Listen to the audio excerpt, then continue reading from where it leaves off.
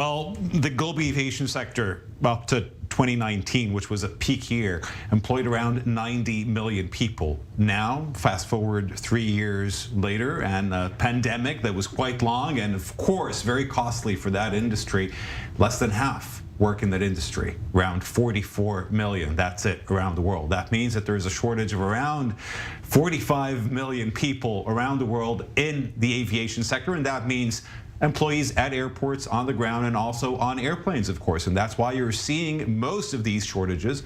Add to that, of course, the costs, the very high costs of petrol and gas, and of course the instability that was caused by the war in Ukraine. And you got yourself a big problem. Now, most of the aviation industry just didn't expect the return to the route would be so quick by so many people around the world. This summer is a summer of chaos because everybody wants to travel. So you were asking, do you want to buy your next ticket?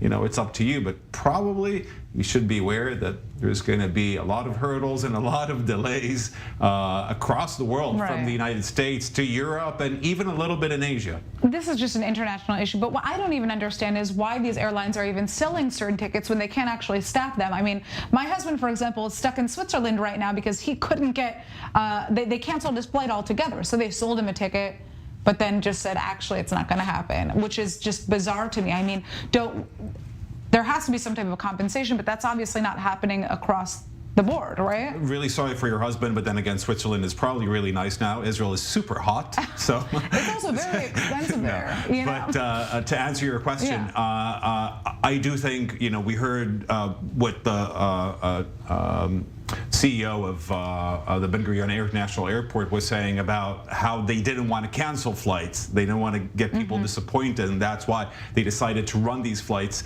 after all, even though there's such a staff shortage. This is the excuse, of course, on behalf of these airlines and, of course, on behalf of those airports.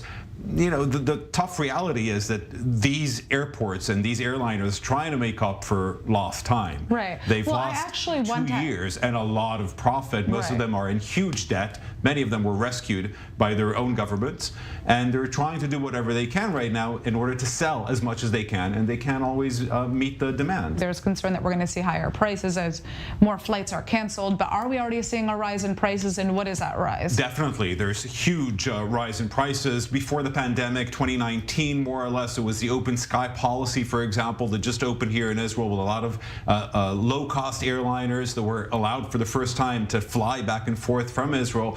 Back then we saw tickets to Europe for around $150 or so, to Central Europe. Nowadays you're looking at tickets to the same destinations that cost around $450, $500, and this is going to rise, of course, depending on what's happening in the Ukraine and Russia with oil and gas prices and how that impacts the economy, even food prices.